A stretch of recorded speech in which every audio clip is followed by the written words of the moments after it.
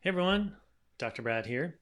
And today I wanted to just talk to you briefly about foods that heal and foods that hurt. In particular, your immune system and your immune system function, and that is of particular importance right now with the situation we have going on with the virus running around in our world.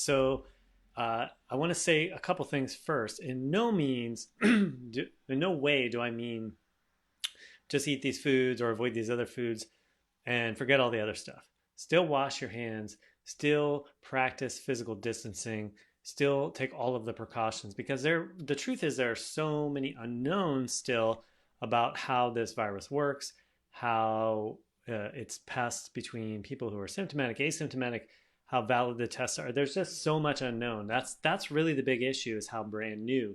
That's why it's called the novel coronavirus or the COVID-19 because it's novel or new. So without further ado, we're going to jump in. I was researching this a little bit because I wanted to, get some viewpoints from some different sources. And what was interesting to me was while there was not necessarily consensus with the healthy foods, the foods that benefit your immune system, there was almost across the board consensus with the foods that make your immune system weaker. So we're going to start there. And here's the list, right? So number one on the list is soda, or for those of you that call it pop. Um, Basically, there's a lot of problems with that stuff. Avoid it. I would say zero, especially right now. Processed foods. So those are going to have all kinds of fillers, additives, chemicals that interrupt our brain function, therefore interrupt our brain's ability to modulate our immune system. There are often processed fats in there, which are really hard on your cells and on your brain and immune system as well. High sugar foods, number three. So that's any food that's high in sugar. Now, that might seem a little funny because just today we purchased $100 worth of chocolate at NK's Chocolates here in Tenino for you guys. But chocolate also has a good anti-stress effect. So don't go too crazy with that. Eat it, meter it out over time. Don't just shove it all in your mouth at once. But limit your high sugar foods. Then we have refined carbohydrates. So that's like our white flour, so white bread, white pasta, all that kind of stuff. Again, it puts a lot of load on your system. It taxes your system and takes a lot of energy away from your immune system function and keeping your body healthy. And then excess alcohol is another one.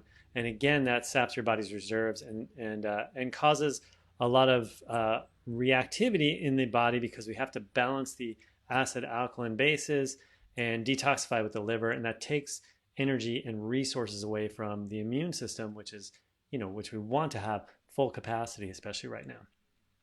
Okay, so those are the foods that make our immune system weaker. Here are the foods, some of the foods, there are many, but some of the foods that make our immune system stronger. And they're kind of categorized a little bit. So we have citrus and red peppers. And really any bell peppers, red are the best, but those are going to be your high food sources of vitamin C. We know vitamin C, that's kind of the one we're the most familiar with, keep you well. When you're not feeling well, you want to make sure you get lots of that stuff. There's also a lot of other benefits in citrus fruit in particular, especially the lower sugar citrus fruits like grapefruit's my personal favorite, but those are beneficial for that vitamin C and all the phytonutrients. Our second one here is almonds and sunflower seeds. And the reason for that is those are two of the foods that are high in vitamin E. Another important immune system strengthening vitamin that we're often deficient in our culture, but we want to make sure we're getting sufficient vitamin E. And getting it from food is by far the best way to do it rather than supplementing. Sweet potatoes, carrots, really any of the orange foods have beta carotene in them or carotenoids. Carotenoids are used by our body to make vitamin A, another nutrient that we're often deficient in our culture. Vital nutrient for your immune function and dealing with viruses in particular.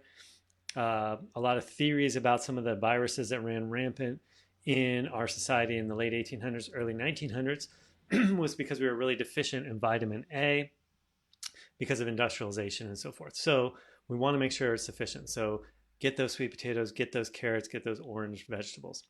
Next one, garlic. Garlic has well-known and documented antimicrobial properties. So you eat it, it helps to kill viruses or bacteria or whatever might be going on. It boosts that function of the immune system, supports the immune system greatly. So garlic, you want to put a bunch of that in.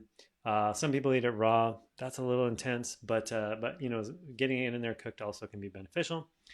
Shiitake mushrooms. Those are some of the most immune boosting mushrooms as far as culinary mushrooms go, ones you would eat as food. There's also other mushrooms, of course, uh, that are medicinal. You don't need them culinarily, but you get them as supplements. I mentioned this before: chaga, reishi, and so forth. Let's see, I got a comment here. Careful with grapefruits, some medication. Yeah, that's absolutely true about grapefruits. Charlotte's saying careful with grapefruits and some medications.